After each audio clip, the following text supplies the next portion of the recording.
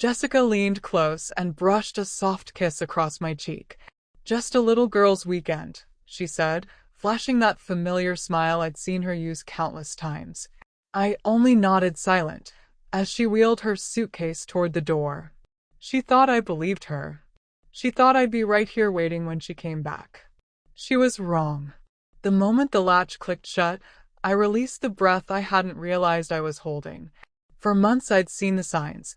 The late-night texts she barely tried to hide, the sudden attention to her looks on certain days, the endless girls' nights and work dinners that always seemed to leave behind a faint whiff of cologne that wasn't mine. Jessica hadn't been careful. She hadn't thought she needed to be. That was her mistake. Weeks ago, I confirmed everything, not by hiring a private investigator, but by connecting the pieces myself. Her trip wasn't with friends. She was headed 2 states over to a luxury resort to meet him. She had no clue I knew, and even less of an idea what I was about to do. I opened my notes app. The plan was laid out in detail. Every step accounted for.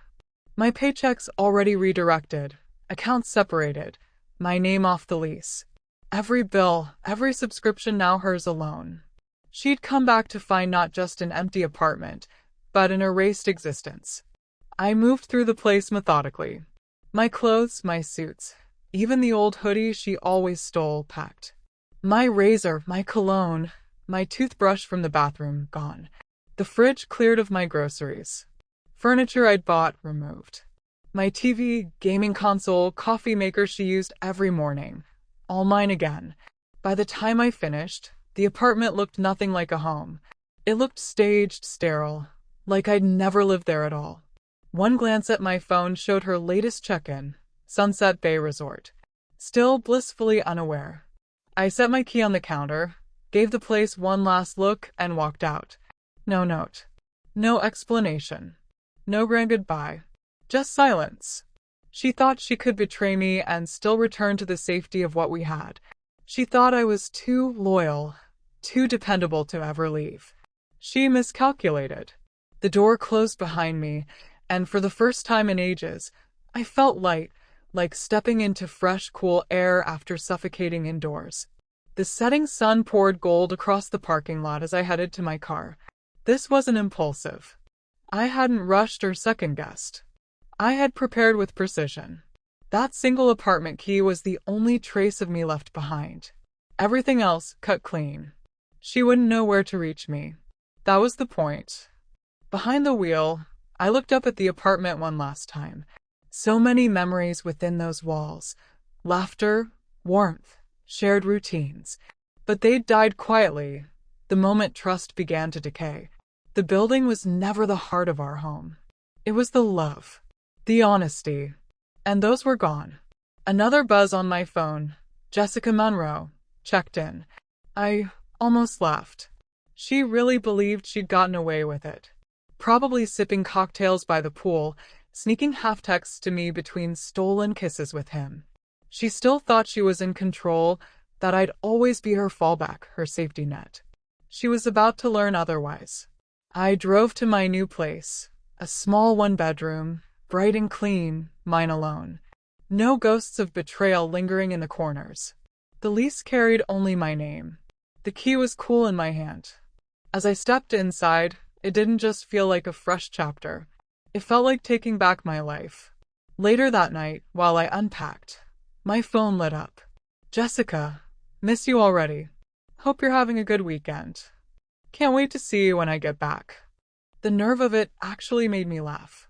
I pictured her stretched out in a robe, toes dipped in pool water, tapping out that message to keep up appearances, still convinced I was gullible. I didn't bother replying. I didn't have to. Reality was already on its way to meet her. I shut my phone off, poured myself a drink, and melted into the couch. For the first time in what felt like forever, I felt calm-free. The click of Jessica's heels echoed through the hallway as she returned, suitcase rolling behind her. In her mind, the weekend had been flawless. Indulgence, comfort, the thrill of getting away with something. She rarely thought about me when she was wrapped up in her escapes. To her, I was just a fixture, the steady place she could always come back to. She reached the door, phone in hand, already drafting some breezy message to smooth over her silence. But when she stepped inside, her hands froze mid-typing. Something about the apartment was wrong. She blinked, unsettled. The air felt different, empty, almost foreign. My cologne was gone. The walls looked stripped bare. She edged further in, her suitcase lingering at the doorframe, unease climbing her spine. Something was off. Everything was off. And then it sank in. The couch sat where it always had, but the room felt altered. The coffee table was bare. No notebooks, no scattered clutter Nathan always left behind. The blanket he used to throw over himself during TV nights, gone. A nervous laugh slipped from her lips as she turned toward the bedroom. Nathan, she called, half expecting him to step out of the bathroom with that dry wit of his, maybe playing out some elaborate joke. But silence pressed heavy, swallowing her voice. Her chest tightened as she pushed into the bedroom, and the truth hit, sharp and merciless. The closet was nearly empty. His clothes, shirts, jeans, even the running shoes he guarded like treasure, vanished. The drawer where his watch and wallet lived was bare. The framed photos of the two of them, dusted just a week ago, gone. Panic surged. She rushed into the bathroom, yanking open drawers and cabinets. Nothing. His razor, his toothbrush, the cologne she used to tease him about, all missing. She stumbled back, breath quick and shallow, heart pounding so hard it hurt. She clawed at her phone, scrolling frantically. No new messages. No missed calls. With trembling fingers, she dialed. 1 ring. 2. Straight to voicemail. No, she muttered, redialing. Again voicemail. Dread rooted itself inside her.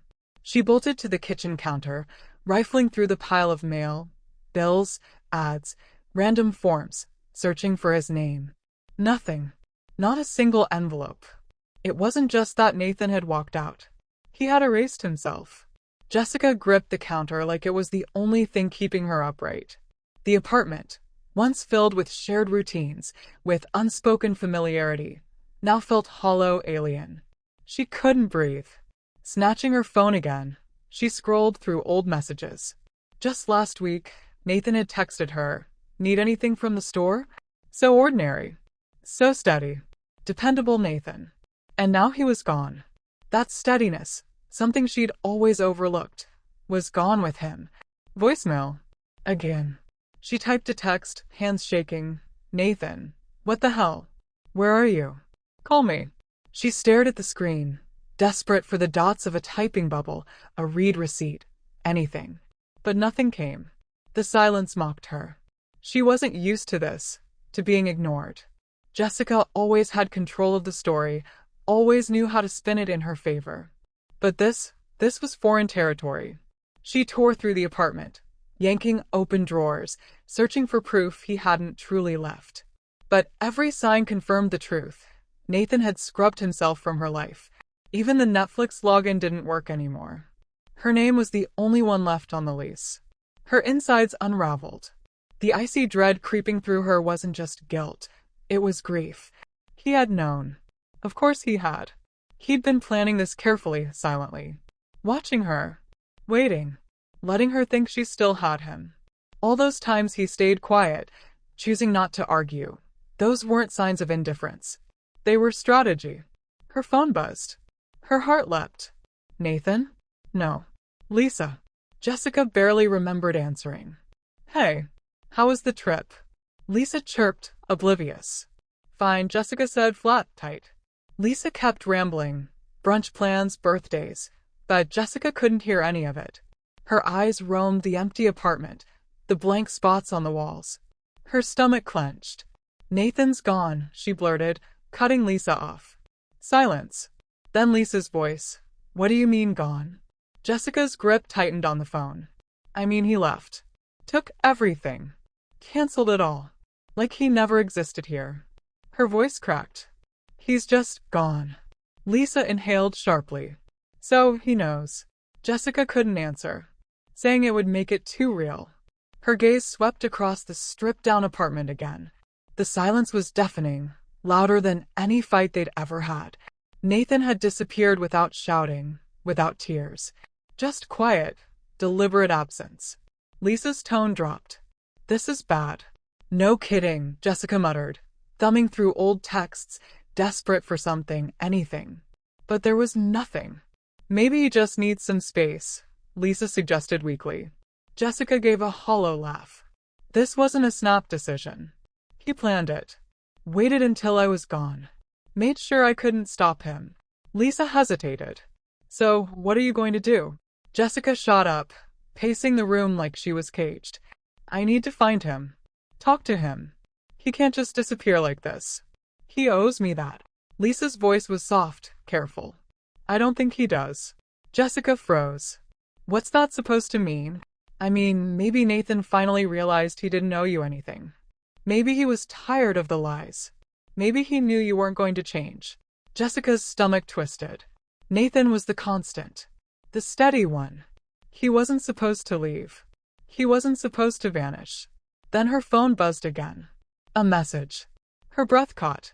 She opened it. Message failed to send. You've been blocked. Her vision blurred. Her hands went numb.